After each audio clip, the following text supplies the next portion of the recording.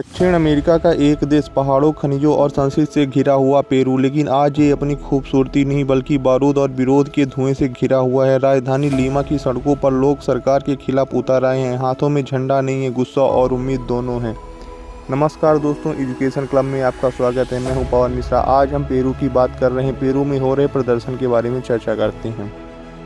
यह सब शुरू हुआ एक साधारण प्रदर्शन से। लोगों का कहना था कि नए राष्ट्रपति ने सत्ता पाने के लिए भ्रष्टाचार किया, चुनाव में हेरा फेरी की। धीरे धीरे ये प्रदर्शन एक आंदोलन बन गया। सैकड़ों की भीड़ हजारों में बदली और फिर राजधानी के मुख्य सड़कों पर पुलिस और जनता आमने सामने आ गई। पिछली दोपहर को पुलिस ने भीड़ को तितर-बितर करने के लिए आंसू गैस और रबर बुलेट्स का प्रयोग किया। लोगों ने जवाब में पत्थर फेंके और कुछ जगहों पर सरकारी इमारतों में आग लगा दी। इस टकराव में एक व्यक्ति की मौत और दर्जनों घायल हुए, लेकिन जनता पीछे नहीं हटी। उनकी एक ही मांग थी, राष्ट्रपति इस्तीफा दो और निष्पक्ष चुनाव करवाओ।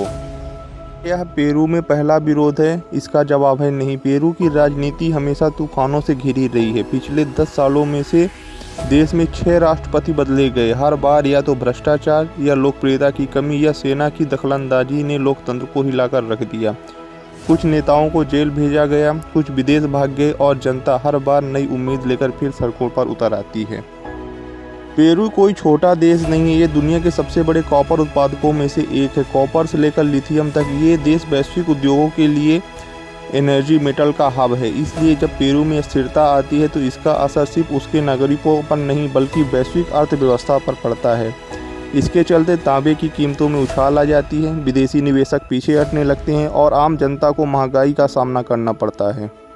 इस घटनाओं को देखते हुए संयुक्त राष्ट्र अमेरिका ने पेरू से कहा, हिंसा रोको, जनता की आवाज़ें सुनो। यूरोपीय संघ ने चिंता जताई है कि अगर ये हालात नहीं संभाले तो पेरू पर एक बार फिर तख्ता पलट के कगार पर पहुंच सकता है।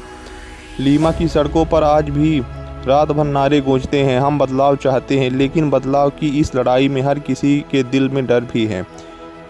यह डर इस बात का है कि कहीं लोकतंत्र फिर से किसी तानाशाह के हाथ में न चला जाए। पेरू की ये आग सिर्फ एक देश की नहीं है, ये उस संघर्ष की कहानी है जहां जनता सत्ता से नहीं सच्चाई से जवाब मांगती है। सवाल ये नहीं कौन जीतेगा, सवाल ये है कि लोकतंत्र बचेगा या नहीं। इन सभी घटनाओं को देखते हुए अमेरिका ने कहा है, हम हिंसा की निंदा करते हैं और उम्मीद करते हैं कि सरकार जनता की आवाज़ को सुनेगी। वहीं यूरोपीय संघ ने कहा है, पेरू को हिंसा की नहीं बातचीत का रास्ता अपनाना चाहिए। उन्होंने कहा कि मानवाधिकार उल्लंघन जारी रहा तो पेरू पर कूटनीतिक दबाव और व्यापारिक पाबंदियां लगाई जा सकती है। वहीं ब्राज़ील ने कहा, अगर ज़रूरत पड़ी तो हम मध्यस्थता के लिए तैयार हैं। संयुक्त राष्ट्र ने कहा, हम नागरिकों को अपनी बात रखने का अधिकार है, लेकिन हिंसा किसी भी लोकतंत्र का समाधान नहीं हो सकता।